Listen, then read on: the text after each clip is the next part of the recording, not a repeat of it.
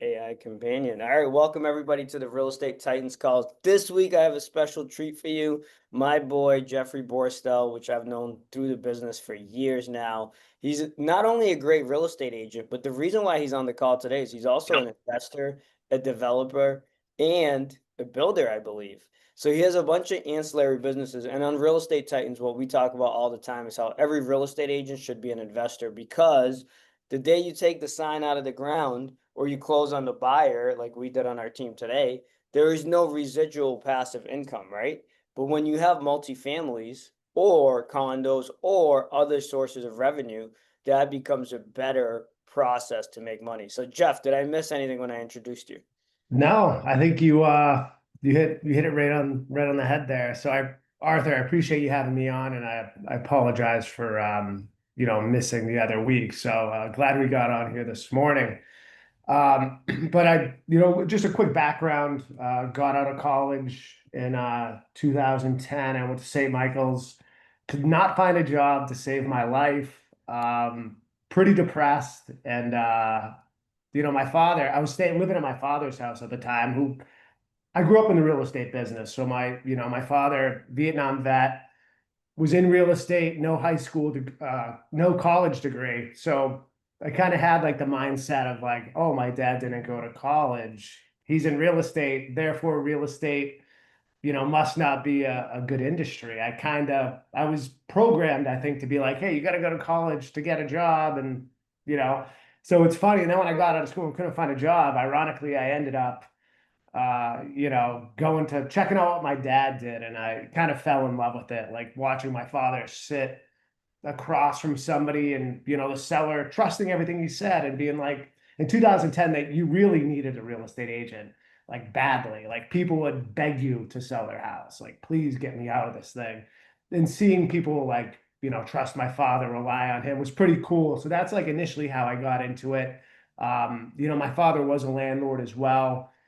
So he was like, once you sell some real estate, buy property. I was like, okay, this is all I know. I don't know anything else. So I just kind of started buying property as soon as I could. And really that became my passion, supplying people with an affordable, clean, nice place to live. And I just loved the whole passive that I realized, Arthur, like you did, not going to sell my real estate business, but I can retire in real estate by owning property, right? So I kind of fell in love with that. So like my brokerage, the builds we do, the flips we do, really that's to just buy income property. And then I kind of figured out that you could really like the way my life structured is I have three kids. My wife stays at home and doesn't work. So I'm kind of a paranoid person and always like, hey, well, what happens if I like drop dead? How does this thing that I've built survive? And I've kind of just my theory and what I believe in is anything that you have that is a liability, your house is pretty much a liability to me because it doesn't make you money. It takes your money. Your cars, anything that takes your money. I want to have like a vacation home takes your money. I want to have multifamily property and all the cash flow to come in that pays for all my liabilities. So that's kind of my theory, and I'm sure you most people that like passive income feel the same way. Like I'll only buy a vacation house if I have a building that'll pay for it. Like I don't want to come out of my own pocket to pay for it. So I kind of just went on a tangent there. I 1000%. apologize. And I guess you're talking about what you're talking about is what I learned in Rich Dad Poor Dad is like financial freedom. Your passive income, if it covers all of your bills, you're free. You technically don't have to sell a house or do anything else. If you do, that's bonus. But let's go back to the very first deal that you ever purchased because a lot of people here did not start real estate investing yet, but they want to. So tell us Right. about how you got through the hurdle of being a landlord, what that deal looked like, anything you can remember when you bought it, and then tell us also after that how many you have today. Okay. I'm trying to remember which one was my first because You never forget your first. Come on, no, man. I You bought got a so many, couple. he forgot his No, first. no. But actually, I do. Okay, my first was a building in Lowell. It was a three family, and my father was like, "You gotta." He listed it, and at the time, stuff didn't move that fast, and you had time to think about what you wanted to do. But I was like, you should come down to Lowell Belvedere and section and check out this three family. And I'm like, I don't know anything about multifamilies. I don't really know anything about Lowell either. Like I just never really spent much time there.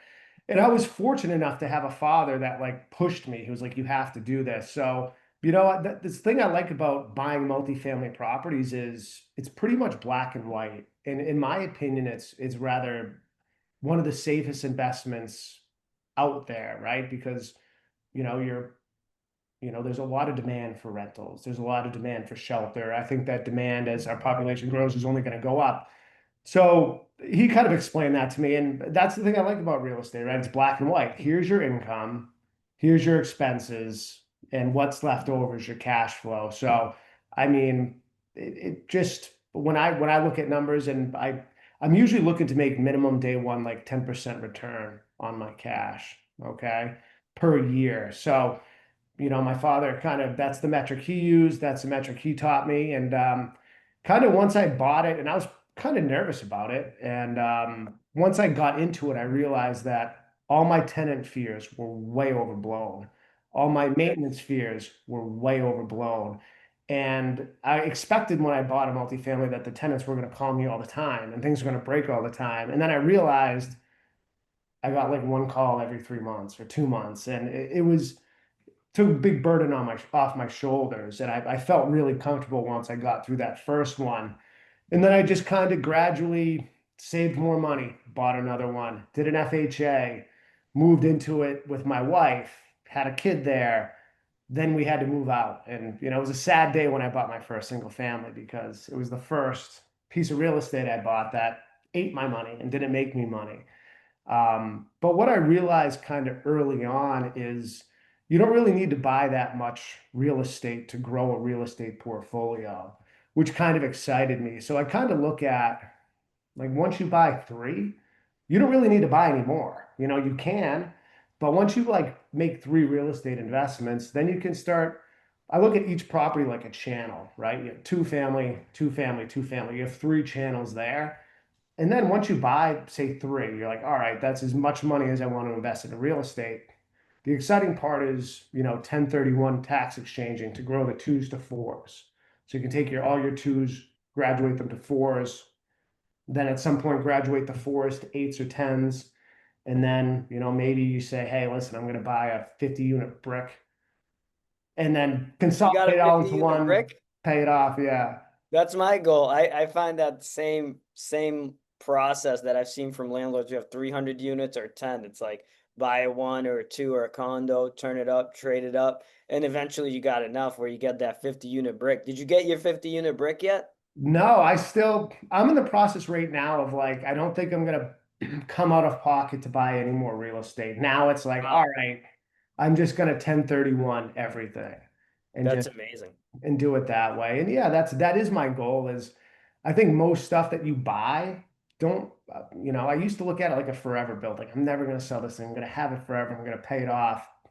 But I realized like once I get to a brick building, at that point I'll pay those off and I'll turn the rents in on themselves and start trying to pay it down sooner and as fast as I can. And then Ron had a question. Is 10% realistic goal in today's climate? And also with that question, can you just tell us how you calculate that rate of return? Because sometimes people do it slightly different. Yeah, I mean, a lot of people look at cap rates, and I'm not too much of a cap rate guy. I'm usually just a 10% cash on cash return guy. And then, but I do look at both. So what was the first part of it other than calculating it? Is 10% realistic in in today's climate? So when I got into the business, the prices were a lot lower, so it was easier to buy real estate, right? I could go buy a two family that met my metrics or a three family that met my metrics. Right now, with like house hacking being so hot, and like somebody wants to live in a two family, they buy a two family, they're going to live in one unit, rent out the other, it's going to subsidize the mortgage. There's a lot of people in like the 2 to 4 unit range that's residential that unfortunately it makes it hard for that metric to work right now because they're not professional landlords. They don't have the standards that I have. So it gets very difficult to meet those metrics. Like, and one of the things is we don't buy anything on market. Okay. You know, you can find actually right now some decent deals on market, but you know, what we see in the real estate market is most of the good buildings that we're going after, most of them trade on off market. Landlords don't want to put them on the market. You know, they don't want to, they're worried their tenants are going to find out that they're selling and they just want to keep it off market. So, and then we see like stuff that like we can't sell off market or we can't buy off market. If we grab that listing and put it on the market, somebody will buy it. Like there's people out there that are, I don't know how they're making money, but there's some people out there that are buying deals that just aren't good deals. So it is challenging. I think once you get into the commercial realm of 5 units plus, and you're looking, banks have standards. Like banks will look at a commercial building and say, hey, you know, the debt surface coverage ratio has to meet 1.2. So like it's most commercial buildings are, you know, if the bank won't finance it, like it's hard to buy it, right? So like the numbers have to work for the banks. But when you're looking at 2 to 4 units, you know, they don't really, the value is based on comps. It's not based on the income model. It's based on the sales approach. So I think that if you're looking to buy a deal, it's pretty easy to find stuff off market, I think. And that's the way I would go. It takes some time to find stuff off market, but what we pretty much do off market is just cold call. Like we have a team and an army of people that cold call, and they'll come down to my office and they'll say, hey, Jeff, I got this deal. Do you want to buy it? And then we buy it off market. Or if nobody wants it in the office, then we start, you know, calling other people. But anyways, moving on from that, really what I look at is, you know, after all your incomes, after you take all your income in and you pay all your expenses, what are you left over with? Okay. So hypothetically, it's $1,000 a month, right? So I look at that and say, all right, what is that a year? It's $12,000 a year. Okay. So then, you know, after you look at all your income, you pay all your expenses, what are you left over for that year? What are you making every year positive cash flow? So say it's $12,000 on a building. Probably not a good example. Let's use, you know, $24,000, right? If you take that $24,000 you're making a year and divide that by your down payment, how much money it came to buy this property? You know, how much money was it? So say it's 150 grand. So you take your $24,000 you're making a year plus the money you came out of your pocket or out of your bank account and divide those two numbers, you know? So say you're making $24,000 a year, you put $150,000 a year, divide those two, that'll give you a percentage, you know? That's 16% right there. I would look at that and say, hey, you know, this is making $24,000 a year. I only came up with 150, 16%. That's really good. You know, I'm looking at minimum 10%. And then I'm always trying to look at, all right, like that's day one, you know, can we improve that? Are the rents low? We'll increase the rents over time. Are there any inefficiencies with the building?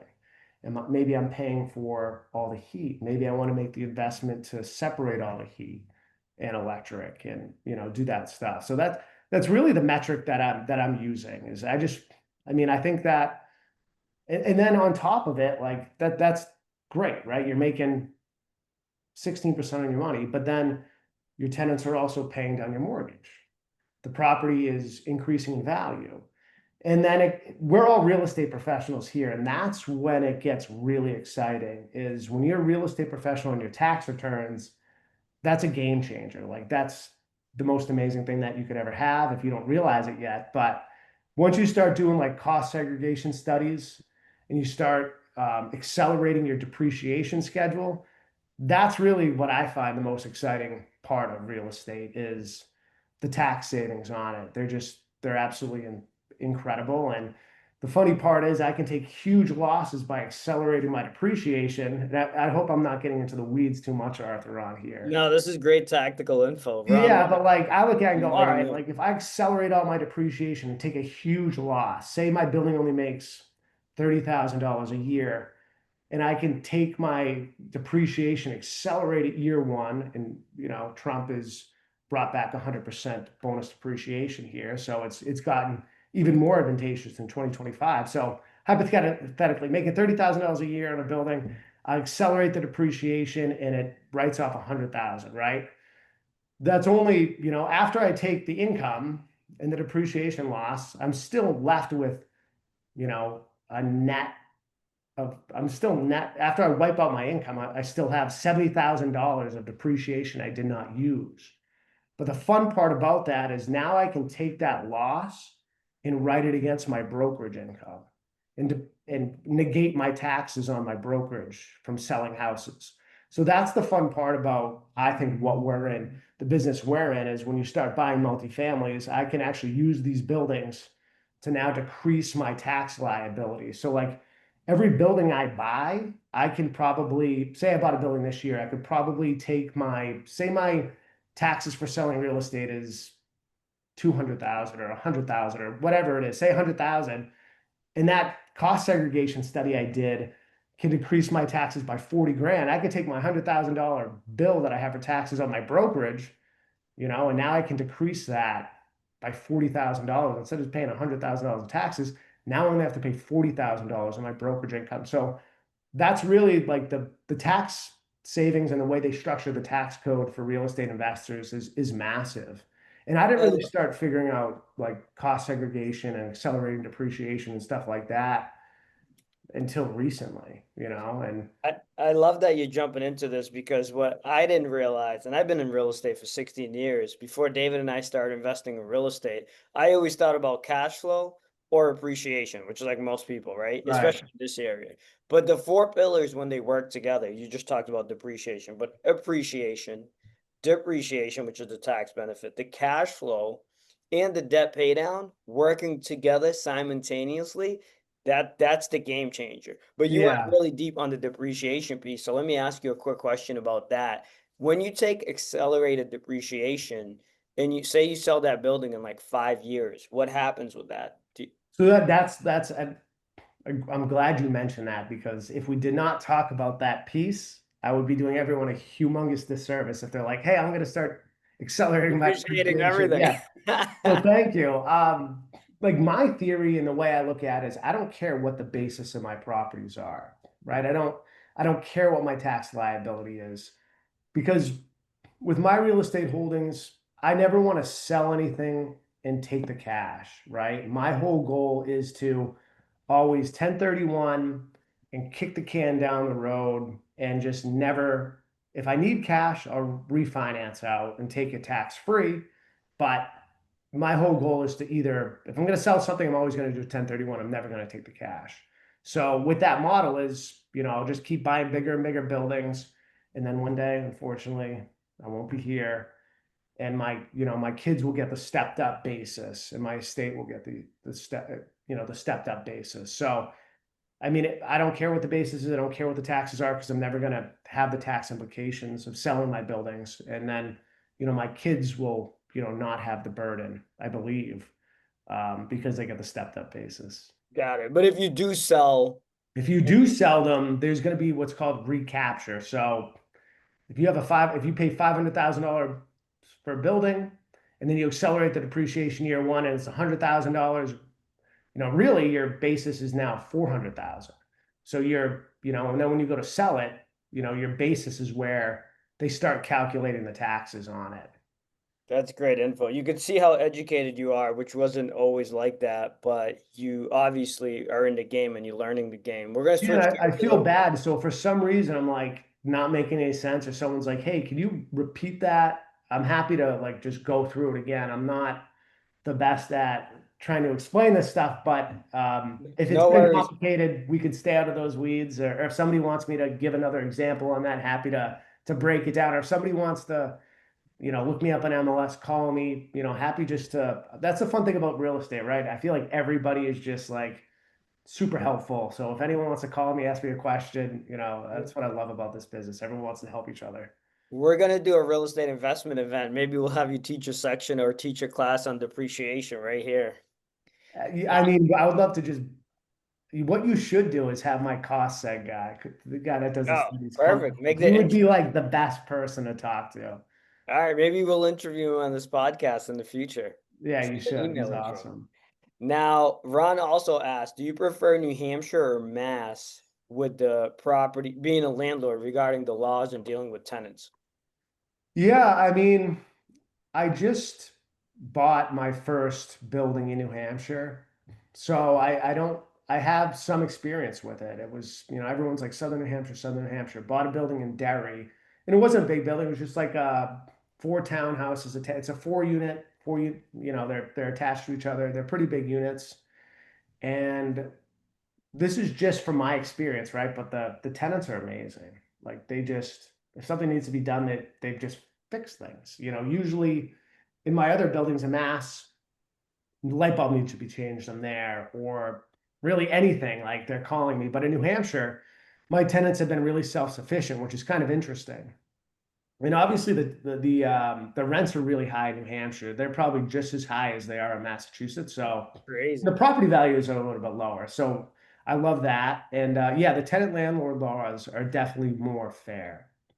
So the tenant and the landlord both have, I want to say, like equal rights, as opposed to Mass. Definitely the tenant has the advantage against the landlord.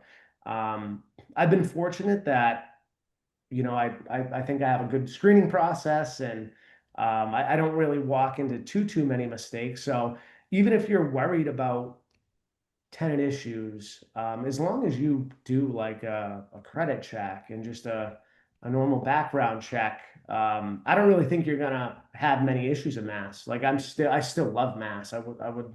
So I'm not like saying, hey, I want to get out of Mass, but I think if I had my pick and I had like equal buildings, one in Southern New Hampshire, one in Mass, I'd probably, because of the tenant landlord laws, I would probably go towards New Hampshire. But it sounds like wherever you could find a deal, right? That makes the most sense. Yeah, deals are so hard to find, right? So like if I could find a deal anywhere, I wish Ron would sell me the deal that he just brought me, but he's Gee, tough. So you but have yeah, a partner on it? yeah, We'll anywhere, talk yeah, for sure. offline. Well, I'll get Ron to crack it. He's a little high on the number, huh? Yeah, he's a little high, but All right, we'll let him slide. All right, speaking of Ron, he has another question. And I'm gonna rephrase this a little bit because this is for the ballers. I think most people have to start small, but would you recommend starting with three two families or go right to 6 to 10 units if you could? Meaning if you're a baller and you got cash. I think if you got cash, you're gonna get a better deal when you're going commercial. Okay, 5 units plus for sure. Just because sellers understand that the number they're asking has to work for the commercial lender. So when you start looking at deals, I think initially, like they're usually priced more fairly. Like these people know that, hey, if I want to sell this thing, I have to price it at a number that's at least going to work for the bank. The number that just barely works for the bank isn't usually what I look at those numbers. I'm like not too happy about it, but that's what I like about it. Or like, when the bank starts doing their underwriting on it, they're going to take issue with it. So I think the person that's selling a commercial building understands that, it has to be priced okay so that the bank is actually going to come through and fund the deal.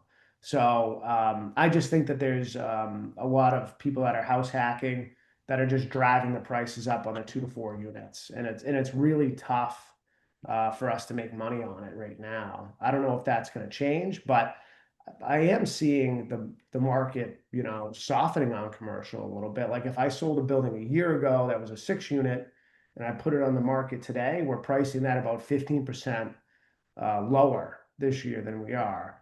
And it's a little sluggish. So I just think deals are to be had on the commercial side right now. So you think in the next couple of years they're gonna see a lot more opportunities, or do you have a prediction in terms of investing in I real? think we're in. It's funny. I was sitting down with Pat in my office and I was talking to him, and my father would always say to me, he would always say these things that like these one-liners that like stuck in my head. And he's like, you don't know you're in a bad market until you're right in the middle of it. Like you don't see it coming. It just ends up there, and then you kind of realize, hey, it's here. I think that we're in it right now with the commercial market for sure. Could it get a little worse? Potentially, but I mean, rates have been high for so long. The market's been sluggish for the past couple of years on the 6+ units.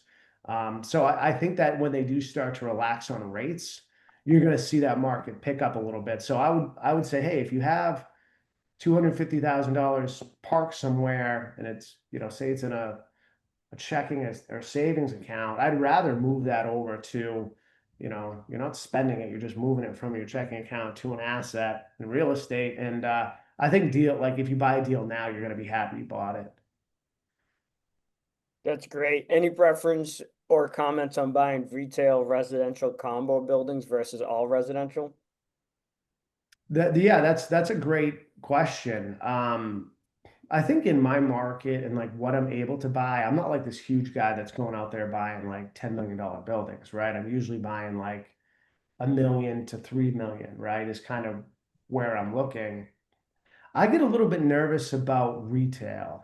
And say you have a building in downtown Haverhill, for example. My concern is if one of those tenants were to leave, how long is it going to take me to find somebody else to, to fill that spot? And I know if it were all residential, I can like fill residential really quick. Like there's always, I never have problems getting tenants. I can rent it immediately. Mixed buildings, I don't own any. And I think that that's my fear is like, well, this guy leaves. What if that unit's vacant for like 6 months or 3 months? So I tend to like all residential just because I have a comfort level with it and the demand for, the product I have is there. And I think that the demand, cannot be there if you have a commercial space. I mean, I sell a lot of commercial spaces and it takes me a while to fill them, and they're kind of like mom and pop spaces. And I think that that's a lot of the stuff I see in mixed use buildings. If you have a building that has like a big name tenant or it could attract a big name tenant, that I wouldn't be really worried about it. That's great. Any podcasts you recommend that you listen to on the topic of real estate investing? I'll pull it up. I follow this guy that I'll get you his name right now. He's on YouTube and like he's here. Let me see. And also, while we're looking that up, any books you recommend on real estate investing that have changed the game for you? Sure. So Jason Pizzino, Jason Pizzino. He talks a lot about like, the regular markets. He talks a lot about Bitcoin. I do am fascinated by Bitcoin. I like Bitcoin. Um, and then he also talks about the 18-year real estate cycle. And I had never really heard much about the 18-year real estate cycle until he started talking about it. And I've been following it. And technically, the 18-year real estate cycle is a repeatable pattern that happens over and over and over again. Technically, it's supposed to end of 2025, early 2026, and then we're supposed to have 4 years down, and then it starts over again, which is pretty interesting. So I've been like kind of following that pretty closely. I've never really been too big into like real estate books, to be honest, because when I just start reading them, I get somewhat bored. Just I start reading books and I just fall asleep. So most of the stuff that I pay attention to is like I was a huge bigger pockets guy. A lot of the real estate that I ingest is people that I follow on like TikTok or Instagram and stuff like that. So I'm getting a lot of my content and following people that I like, mainly from social media now. Just for me, it's more engaging. I get more interested in it and I can converse with the people that are on live and stuff like that, or they can call you up and you can talk to them. That platform is just a lot more exciting for me. So, Awesome. Any last final words of wisdom for us? I would say the only way to get into anything is to jump into it, right? So if you're one of those people that like, hey, I really want to buy my first 3 unit or 4 unit or 6 unit, and you've kind of been on the fence, I really don't think that there's a bad time to do it. If a deal works in this market, buy it. And get into the game. I think that you'll be happy you got into it. And then once you're into it, it gets that much more exciting. So I would just encourage anybody to, jump into it. And if you ever find something or you want me to look at something, just give me a call. Happy to give you my opinion. And I wish you all the best. And thanks for having me on here. Awesome. Thanks so much. Does